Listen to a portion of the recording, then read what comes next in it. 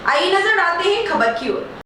4 दिन के नवजात शिशु को योगी आदित्यनाथ उत्तर प्रदेश सरकार से चाहिए न्याय। यह दौर मानवता की रक्षा के लिए है, इसलिए हम आप सभी सक्रिय हो।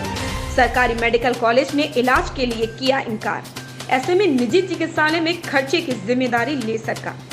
नीति आयोग के मानकों के अनुसार महादेश के सबसे पिछड़े इलाके के रूप में चिन्हित तराई के बलरामपुर जिले की एक महिला संगीता सिंह अपनी चिकित्सा के लिए बलरामपुर से बहराइच जाती है। बलरामपुर में उसका स्वास्थ्य खराब होता है तो उसे उसके पति अच्छी चिकित्सा के लिए पड़ोस के जिले बहराइच में स्थित मेडिकल कॉलेज लाते हैं, जहां 28 जुलाई को वह एक शिशु को जन्म देती है। लेकिन चिकित्सा कर्मियों के गैर जिम्मेदाराना कार्य व्यवहार के चलते उसका स्वास्थ्य खराब हो जाता है। शिशु की बिगड़ती हालत के प्रति बहराइच मेडिकल कॉलेज के स्वास्थ्य कर्मियों की अगंभीरता को देखते हुए ये लोग रात को 1 बजे लखनऊ के KGMU की ओर रवाना होते हैं, जहां वे 2:30 बजे रात में पहुंचते हैं। बहराइच मेडिकल कॉलेज के स्वास्थ्य कर्मियों ने भले ही चिकित्सा की सुविधा नहीं उपलब्ध करा पाई हो, लेकिन आते समय इस नवजात शिशु के पिता से खर्चा पानी मांगना नहीं भूले। KGMU के आपात कक्ष में चिकित्सा के नाम पर केवल कागजी खानापूर्ति होती है। एक 24 घंटे से भी कम आयु के शिशु को KGMU में चिकित्सा नहीं मिलती।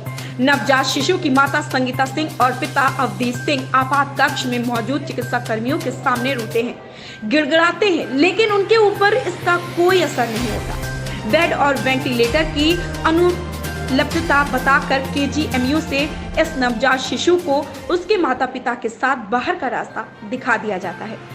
विवश माता पिता अपने नवजात शिशु के जीवन की रक्षा हेतु राजधानी के एक निजी चिकित्सालय में शरण लेते हैं।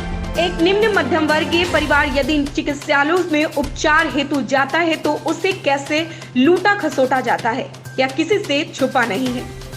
जाहिर है कि चिकित्सा व्यवस्था को समृद्ध बनाने के लिए राज्य सरकार के जो दावे हैं वे पूर्णतः विफल हैं। 4 दिन के इस नवजात शिशु को समुचित उपचार देने में असफल योगी आदित्यनाथ सरकार को अपनी अक्षमता को स्वीकार करते हुए कम से कम निजी चिकित्सालय में हो रहे खर्चे को तो उपलब्ध करवाने की व्यवस्था करनी चाहिए। मनप्रीत सिंह, प्रदेश ब्यूरो प्रमुख, उत्तर प्रदेश की रिपोर्ट। ऐसी ही बड़ी खबर से जुड़े रहने के लिए आप देखते रहें हिंदुस्तान की समस्या।